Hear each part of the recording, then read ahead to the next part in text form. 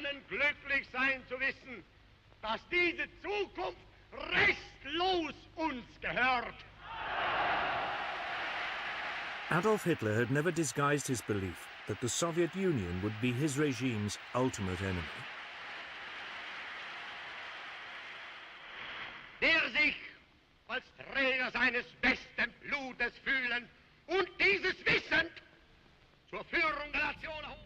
He hated communism and saw the vast open spaces and abundant natural resources of Soviet Russia as the prize which would finally enable the German people to become the master race.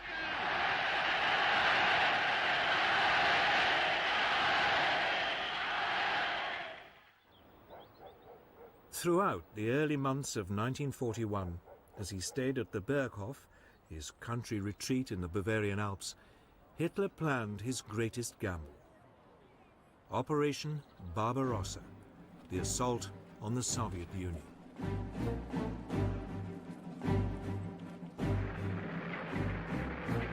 Steadily, his armies were redeployed to the east and re-equipped for what would be their greatest challenge.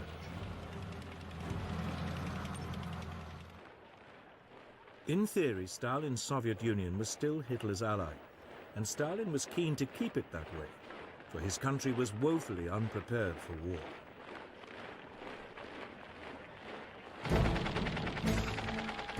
The mighty Red Army, once the largest and most technologically advanced in the world, had been devastated by Stalin's purges in the late 1930s. Some 3/4 of its senior officers had been shot or imprisoned.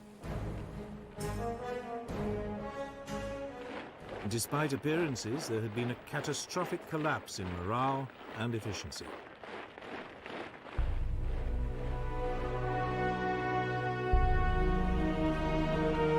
As German soldiers now flooded into neighboring Poland, Stalin, desperate to maintain the peace, gave orders that nothing should be done to offend Hitler.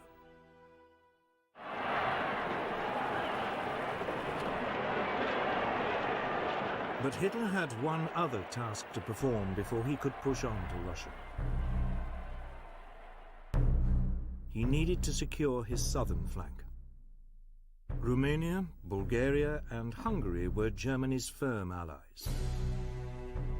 But in March 1941, the Yugoslav government, sympathetic to Germany, was overthrown by pro-British forces. Its next-door neighbour Greece was also pro-British.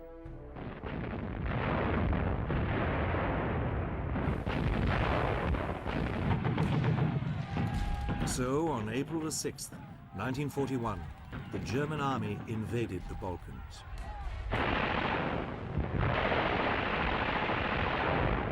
"33 German divisions moved into Yugoslavia. They swiftly tore its defenses apart.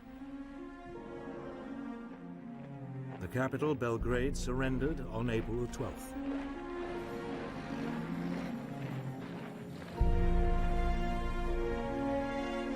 Greece fell almost as quickly. Despite British help, Athens was captured in less than 3 weeks. The way was now clear for Operation Barbarossa.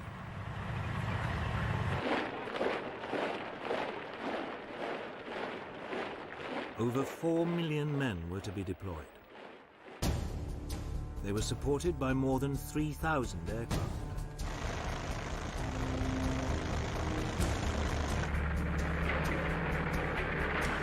The plan called for 3 simultaneous thrusts.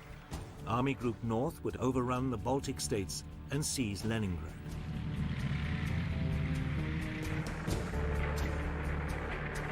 Army Group Center was to advance to Moscow.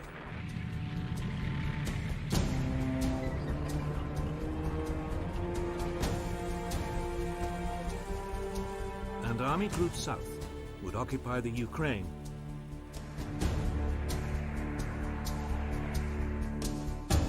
Hitler's generals went silent when he showed them the plan.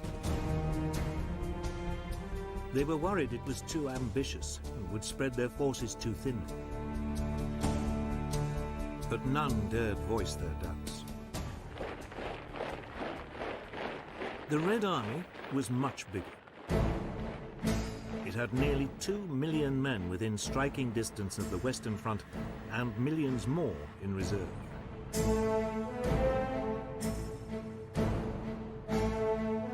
The Russians also had more than 20,000 tanks, far outnumbering Germany's 6,000. They were older and less powerful, but they were still a formidable fighting force.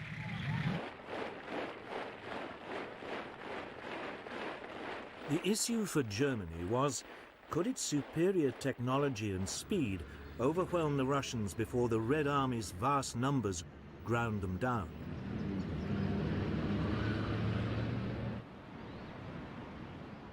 Operation Barbarossa began at 3:15 a.m. on June the 22nd, 1941.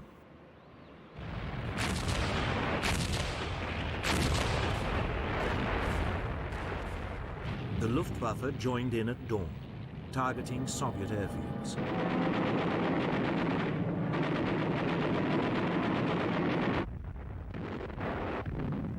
Simultaneously, the ground attack began.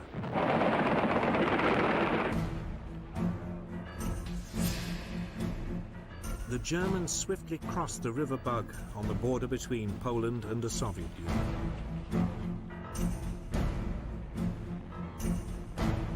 Hitler's panzers were soon thrusting deep into Soviet territory. Within 2 days, the panzers had penetrated more than 50 miles. Ill-coordinated Red Army counterattacks were swiftly brushed aside.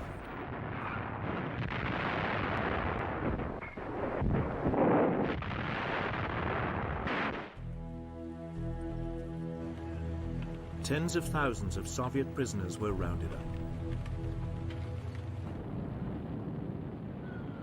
Meanwhile, the Luftwaffe had total domination of the air. The Red Army's leadership seemed paralyzed by the German onrush.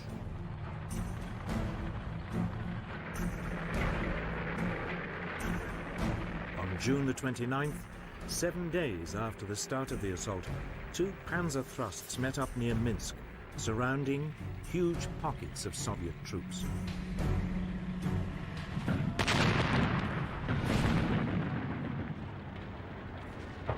As the follow-up infantry arrived, more than 300,000 prisoners were taken.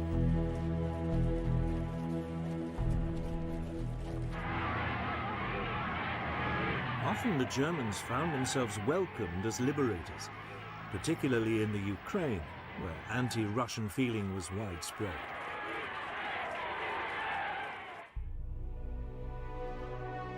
In Moscow, Stalin appeared to have suffered a near breakdown at the news of his betrayal by Hitler.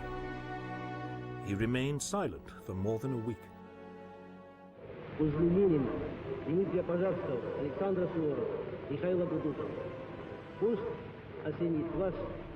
Not until July the 3rd did he appeal to his people's patriotism to save the motherland.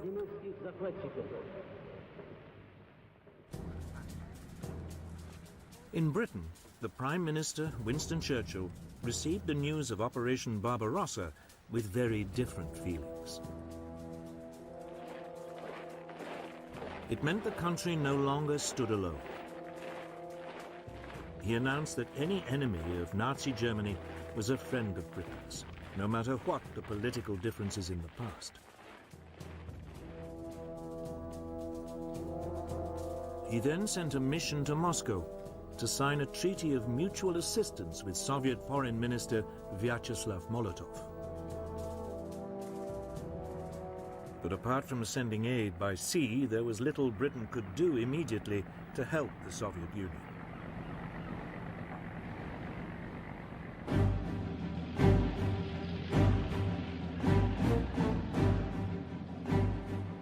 As June turned to July, the German blitzkrieg slashed deeper into Soviet territory. It was beginning to look as if nothing could stop Hitler, but he was about to make his first major strategic blunder.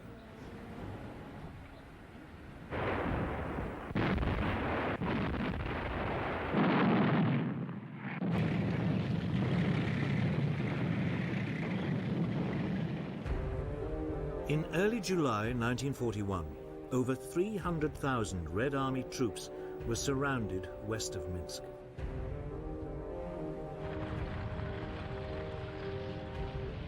Hitler's panzer commanders, in particular General Heinz Guderian, begged to be allowed to race on.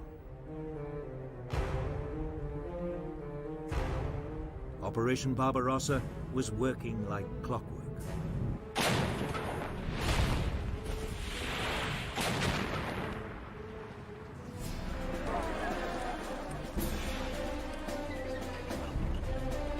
Within a week, the panzers were at Smolensk, deep inside Russia and only a couple of hundred miles from Moscow.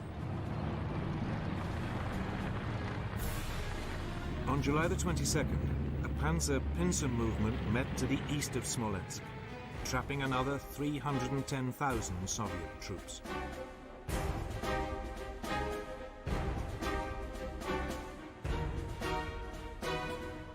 Here there was a brief pause, while the rest of the army caught up. Though the tanks could move at spectacular speed, most of the army still had to walk or rely on horse-drawn transport. But it still only took them 5 days before they arrived and began mopping up. The operation was completed in just 9 more days. Vast columns of Soviet prisoners began trudging west to captivity. Over 2.5 million never returned.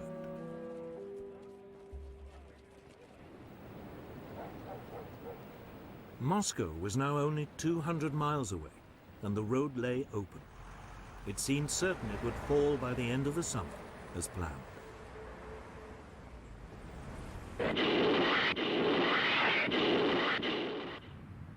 But elsewhere, the German advance was finding the going more difficult. The Red Army was counterattacking more effectively, and by mid-July, Army Group South was still more than 50 miles from Kiev. Hitler decided Guderian's panzers should delay their advance on Moscow and swing south to Kiev to provide help. Guderian objected strongly, but Hitler was adamant. There should be no further advance on Moscow until Kiev had fallen. It would turn out to be a fateful decision. There were already worrying signs the Red Army was not going to be the pushover Hitler had been expecting.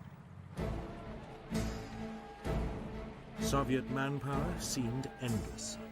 More than 16 million troops were now mobilized. And the Red Army now had some formidable new weapons.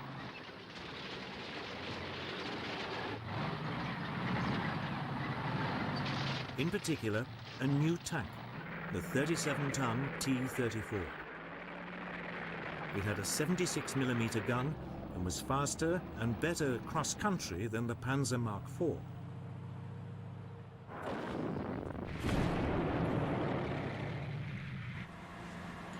Yet, as the blitzkrieg continued, it was easy to miss the warning signs. Guderian's panzer group began its thrust south on August 23, 1941. The panzers of Army Group South struck north 3 weeks later. The pincers met east of Kiev on September the 16th.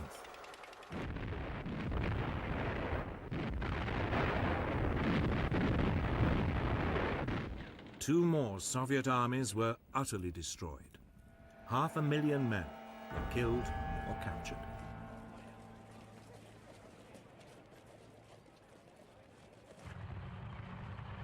On the same day, more than 1,000 miles to the north, Army Group North surrounded the city of Leningrad, today's St. Petersburg. It was immediately cut off from the rest of the Soviet Union.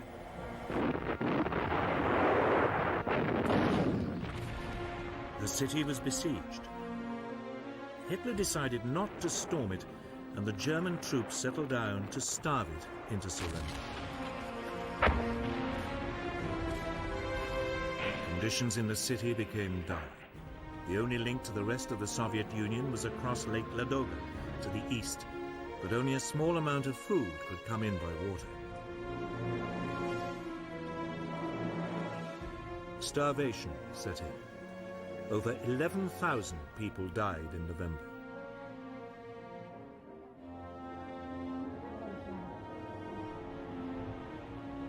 Not until December could an ice road be opened across the lake, and there was a slight increase in rations. But 3,700 people died of starvation on one day in December alone.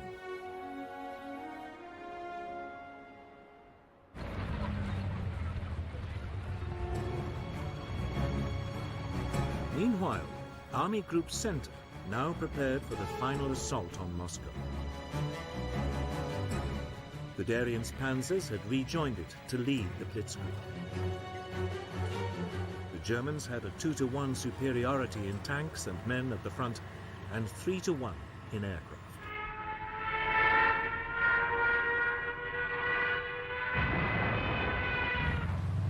The assault started on September the 20th, 1941. Once again, Guderian's panzers slashed deep through the Red Army. By October the 7th, yet more Soviet troops were surrounded.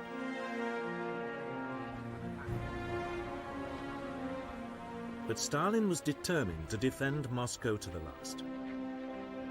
He appointed Marshal Georgy Zhukov to organize the defense of the city.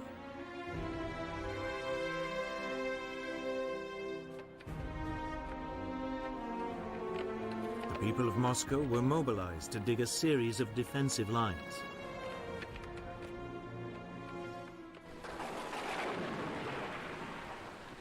But the real obstacle to German advance would be the weather. On October the 8th, heavy rains set in. German vehicles soon became bogged down in a sea of mud.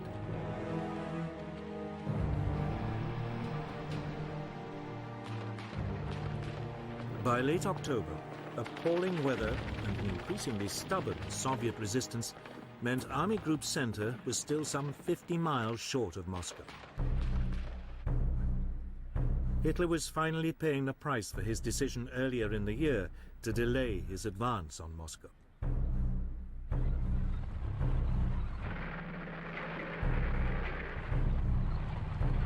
At around the same time, Army Group South reached the Black Sea, trapping yet more Soviet soldiers.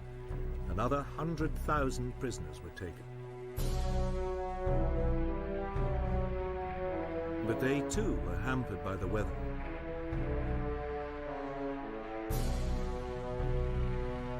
Even so, the city of Kharkov was captured on October the 24th, 1941.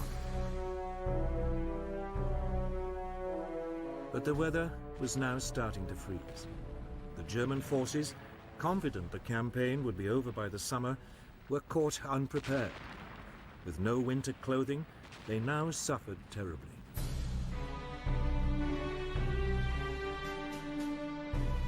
On the Moscow front, Army Group Center was now beginning its final push to capture the Soviet capital. By December the 4th, its leading units were just 19 miles from Red Square. Some reconnaissance patrols claimed they could see the golden domes of the Kremlin glinting in the distance. But that night, the temperature plunged again. Tank engines would not start. Weapons froze. Many soldiers were severely frostbitten.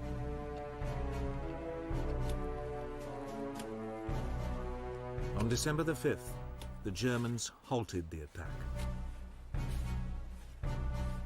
Winter had come to the rescue of the Red Army. But the Germans were confident that come the spring, they could finish the job.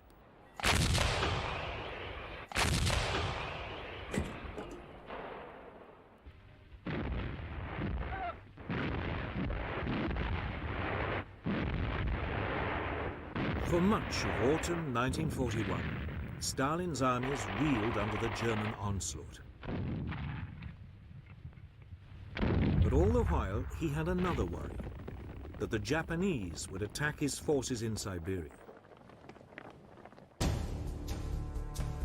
But in November, the Soviet dictator received a message from his top spy in Japan, assuring him the Japanese had no such intention.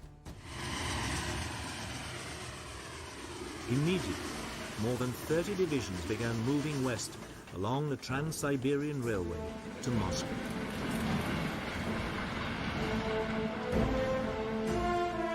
They were well equipped and well trained in winter fighting.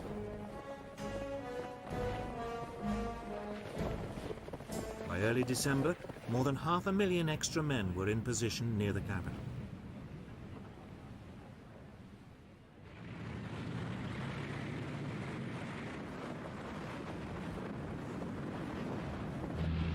On December the 5th, just as the Germans were abandoning their attempt to capture Moscow, they were hit by a savage Russian attack.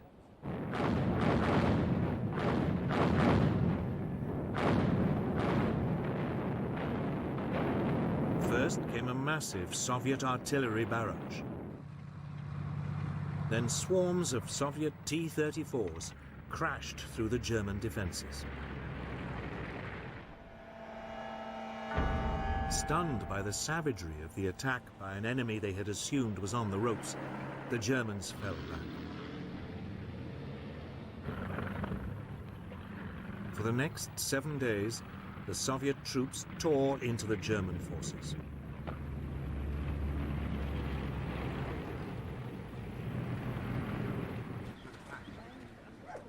For Hitler, who had only reluctantly agreed to halt the attack on Moscow, it was a terrible blow.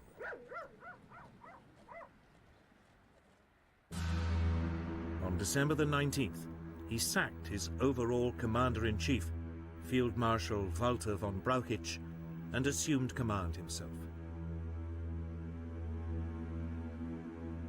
Heinz Guderian was also sacked, along with 35 other senior officers.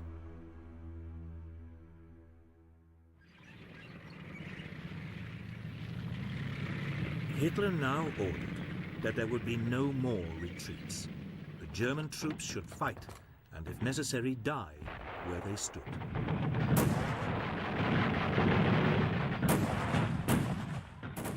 It worked. The German line gradually steadied. But Stalin, elated by the Red Army's success, now demanded a massive advance across the whole front. Marshal Zhukov, one of Stalin's most trusted commanders, tried to dissuade him, but Stalin was determined.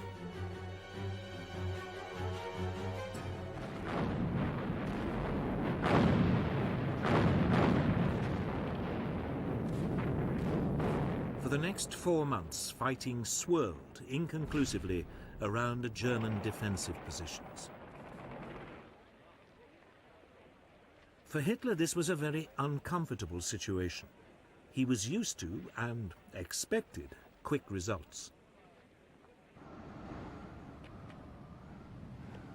Now he was dangerously bogged down in the Soviet Union and facing an enemy that never seemed to give up.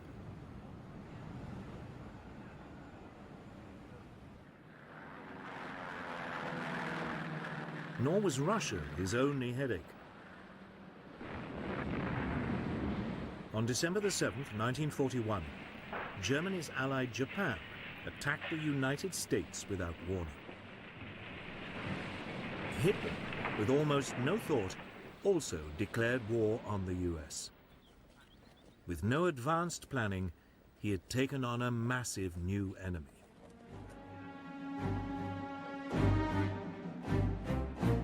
As 1941 became 1942, Hitler remained determined to go on the offensive again in Russia. But he needed a new strategy. The original plan of fighting across the whole front was no longer tenable.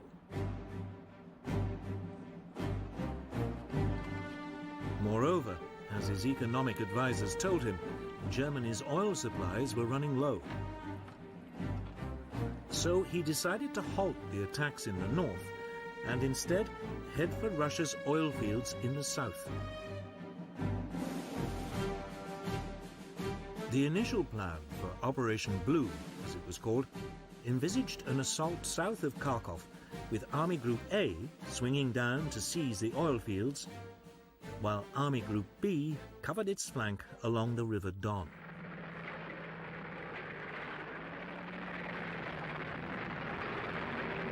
Straight away there was a brutal encounter with Soviet forces trying to retake Kharkov.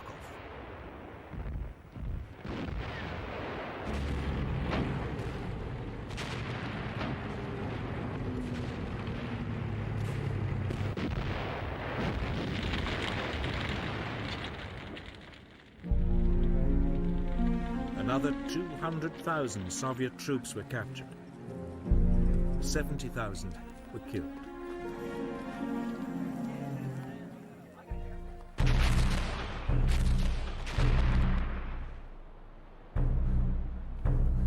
As part of the same operation, the Germans tightened their siege of the port of Sebastopol in the Crimea. For 8 months, the defenders had been under constant bombardment from German artillery, including a massive 400mm railway gun.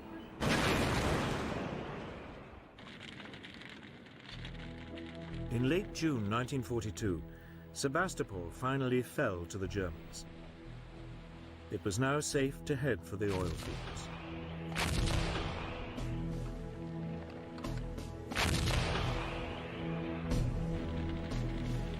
On June the 28th, the offensive began. Army Group B forced its way through to the River Don and advanced along its western bank.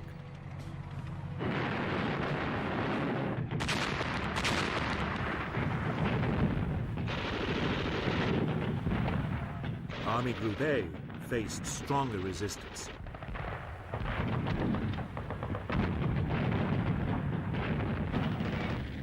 But by July the 9th, it was close to Rostov.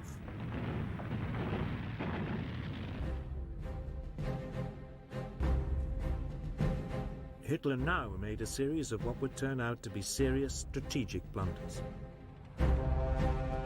As Army Group B made its way along the Don, the Führer ordered it to capture Stalingrad, even though the city had no immediate strategic significance. The army had suddenly been given a massive new task. 2 weeks later, Hitler compounded his misjudgment. Frustrated by the slow progress of the campaign in the Caucasus, he diverted the bulk of his panzers down to the mountains. The march on Stalingrad slowed noticeably.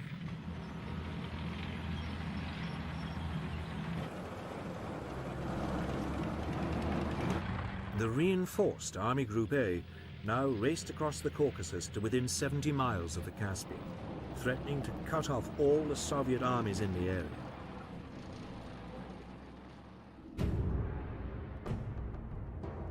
But then Hitler changed his mind again.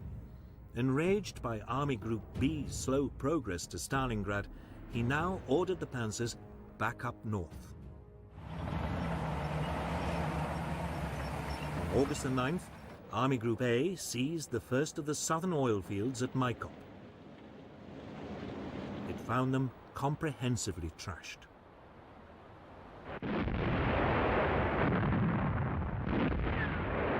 But without reinforcements, it could get no further, and the huge oil fields in the central Caucasus and those near the Caspian Sea remained beyond its grasp. But by now, Hitler's attention had shifted again. In late August, German forces were within striking distance of Stalingrad.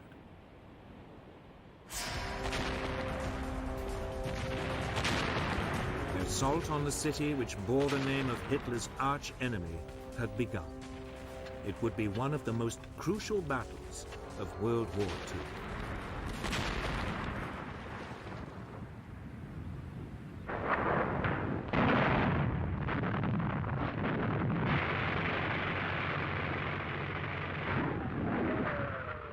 On August the 17th, 1942, General Friedrich Paulus's Sixth Army crossed the Don and began a final push on Stalingrad.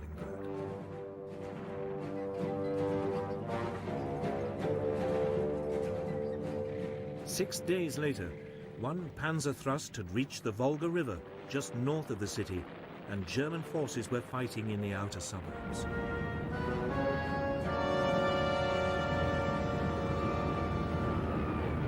Hitler seemed poised for a famous victory.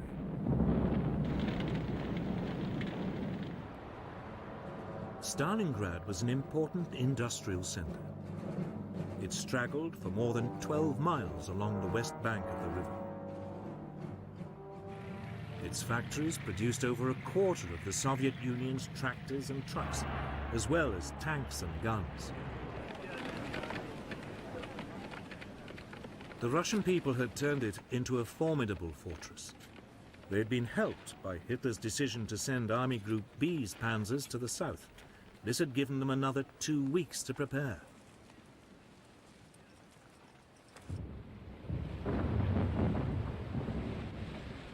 The German plan was to make a direct assault on the city.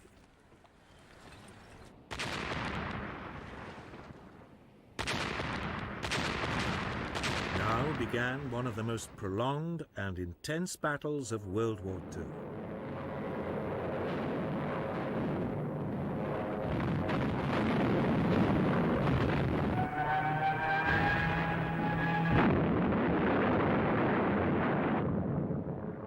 Slowly, the Germans edged forward, street by street, with Stuka dive bombers blitzing just ahead of them.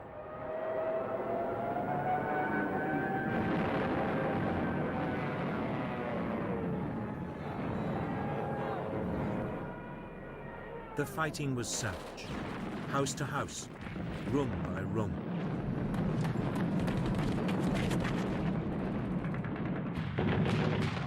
The Soviet defenders used the sewers for shelter and communications, and the ruins above for sniping.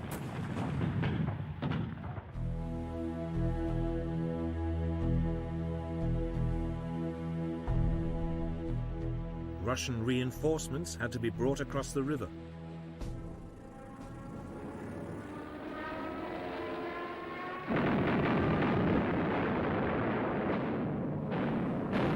Often they were under assault from the air.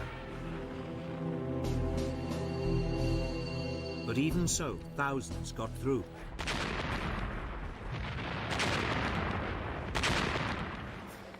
By late September, the Germans had pushed their way through most of the city, almost to the Volga.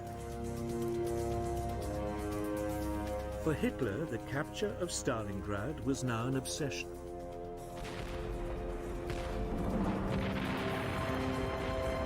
On October the 4th, 1942, General Paulus launched what was meant to be the final assault on Stalingrad. Tanks led the way, grinding over the rubble and firing point blank into courtyards.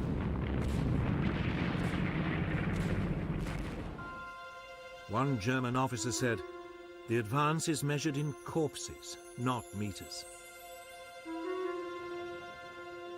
German victory seemed certain, but in fact, the Germans were dangerously overextended. By mid-November, the Soviet army was bringing in reinforcements.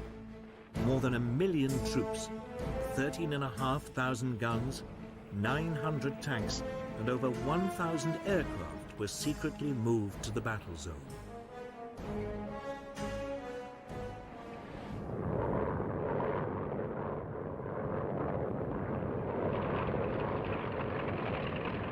On November the 19th, they attacked the Germans' northern flank.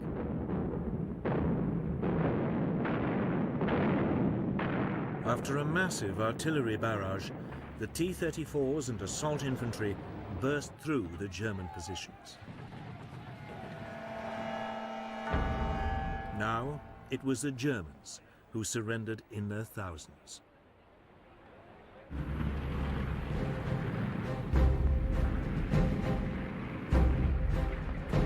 The next day, a Soviet assault in the south was equally successful. And on November the 23rd, these pincer movements met west of Stalingrad, cutting off the German Sixth Army. General Paulus, in charge of the German forces, could have broken out, but Hitler ordered him to stand and fight. The Führer had been assured by the Luftwaffe that sufficient supplies could be airlifted into Stalingrad. This was enough for him to announce that the German positions must hold out until relieved. To help Paulus, Field Marshal Erich von Manstein, the overall German commander in the region, launched Operation Winter Storm on December the 12th. It was an attempt by the German panzers to break the Soviet encirclement of the city.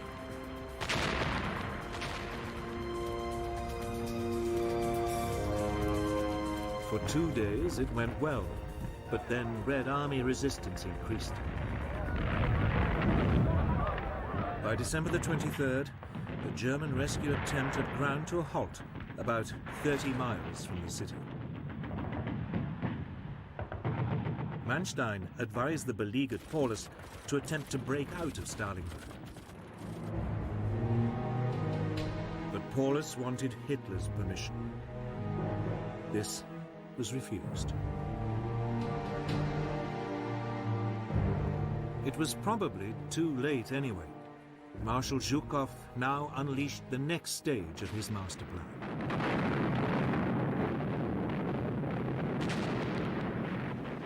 It was a massive assault on the Panzer Relief Operation.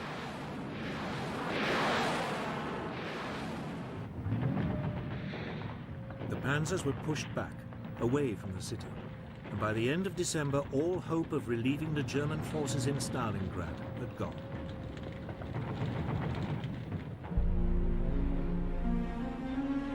Worse still, plans to airlift aid into the city were a fiasco.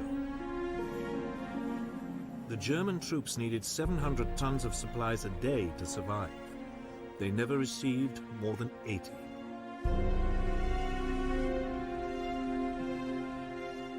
The weather was too bad, and the Red Air Force now commanded the skies.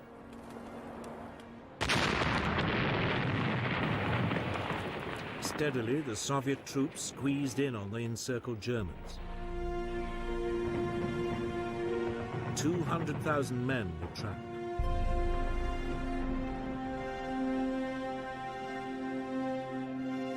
On January the 8th, the Soviets called on the Germans to surrender. They refused.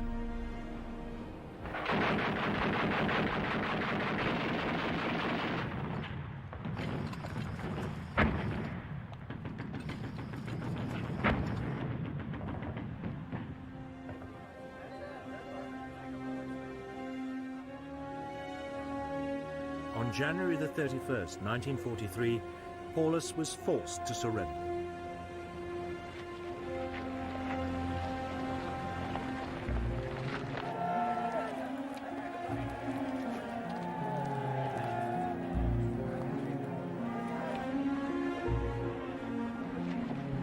Over 100,000 men stumbled off into captivity.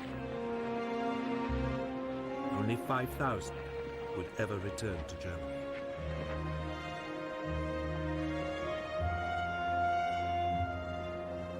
Stalingrad had been a bloody battle. The Germans had been savaged. They had lost some 300,000 of their men and at least as many of their allies.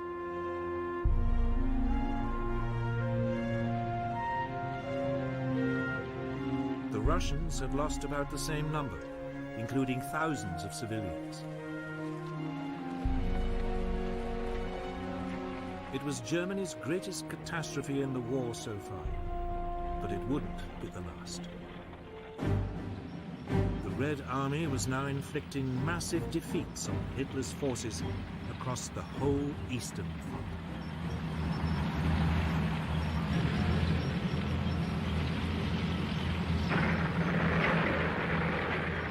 Stalingrad had been a great triumph for the Soviet army.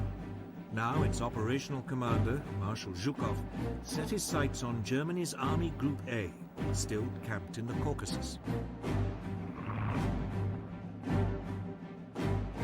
Soviet troops thrust their way west of Stalingrad, and by early December 1942 were within 120 miles of Rostov. There was a real possibility all the German forces in the south would be cut off. With little choice, Hitler reluctantly gave Army Group A permission to fall back.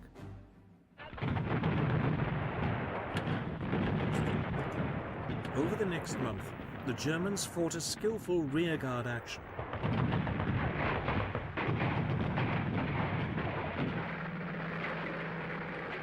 Hundreds of thousands of troops withdrew. Then, on January the 12th, 1943, Zhukov launched an all-out assault.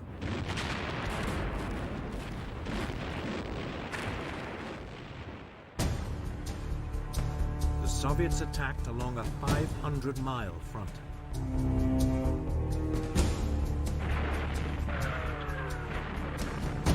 Outnumbered 7-1, von Manstein, the overall commander of the German forces in the region, fought a brilliant mobile retreat.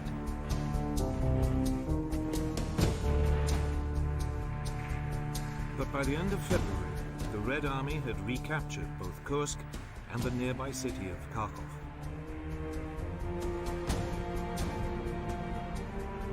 This Russian winter offensive had struck a crippling blow to German power. Over a matter of months, it had lost 1 million men and vast numbers of tanks and guns. The Red Army still had enormous reserves of manpower.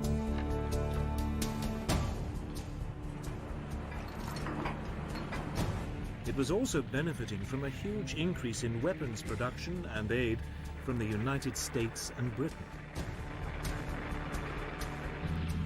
The Germans also no longer had the technological upper hand. The T-34 tank was more than a match for the Panzer Mark IV.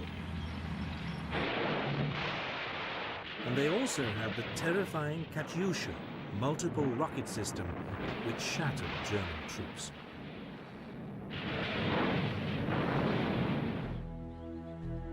Yet Hitler refused to give up hope.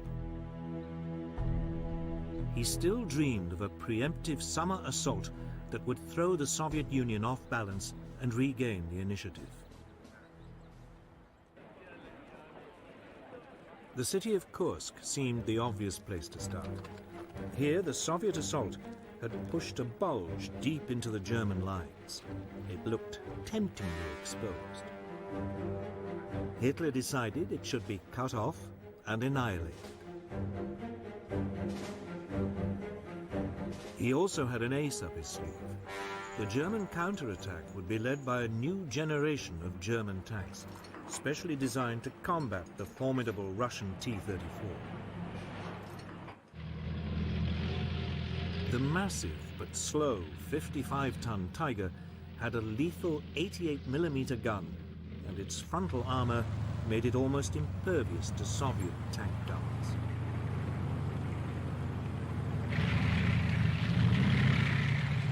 And then there was the faster 43-ton Panther with a new 75mm gun, also capable of knocking out the T-34. These tanks were so new, Hitler was forced to delay the attack whilst sufficient numbers were manufactured and delivered to the front.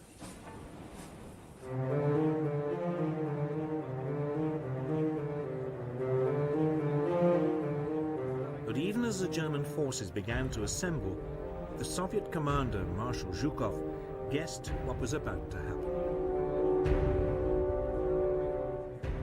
Soon afterwards, he received information from a Soviet spy ring inside the German High Command, confirming the site of the attack.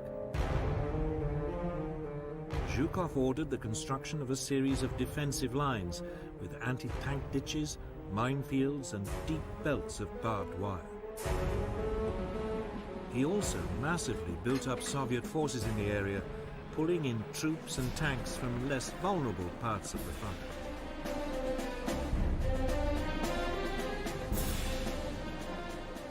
By the eve of the assault on Kursk, the Germans were hugely outnumbered by Soviet defenders, who also knew exactly when the Germans would attack.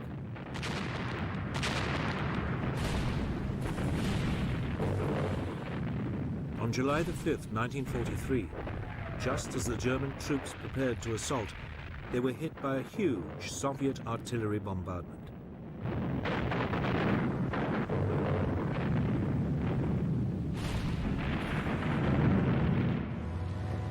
Even so, the next morning, the panzers still rolled forward.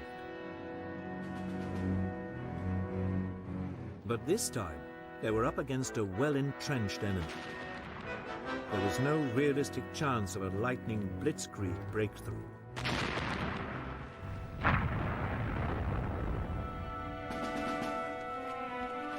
The results were disastrous. In the north, the German army gained a mere 6 miles for the loss of 25,000 men and more than 200 tanks.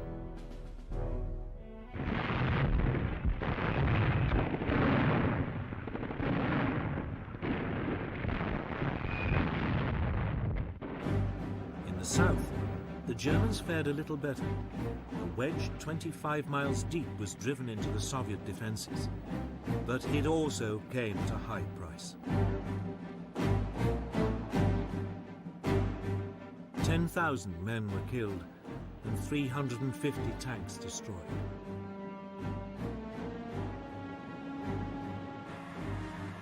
But for a brief moment, it looked as if a German breakthrough might be possible.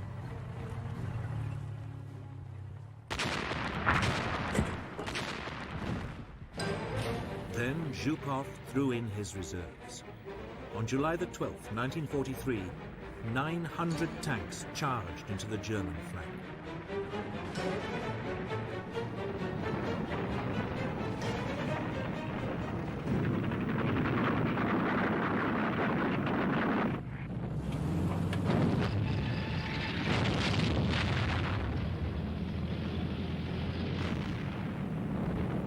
Almost 2,000 tanks now engaged in what was the largest armored battle of World War II.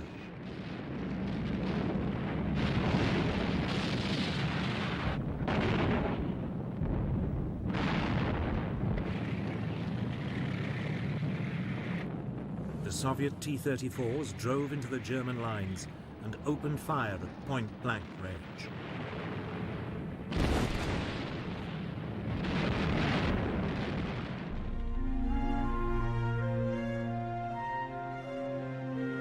After a single day of brutal combat, the Germans had lost a further 350 tanks and were retreating.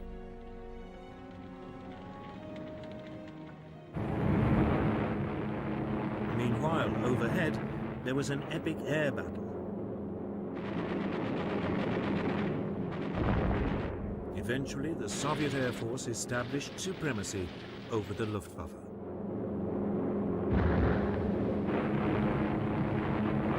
Now the Russians could unleash their formidable Ilyushin IL-2 Stormovik tank guns.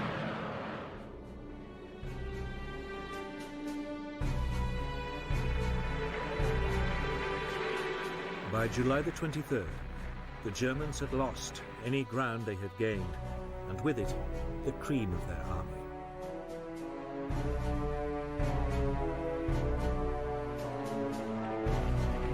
Hitler's adventure at Kursk had cost him at least 50,000 troops and more than 700 tanks.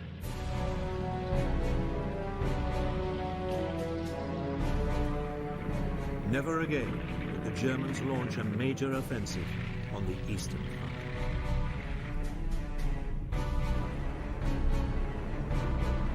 The Russians had turned the tide of the war.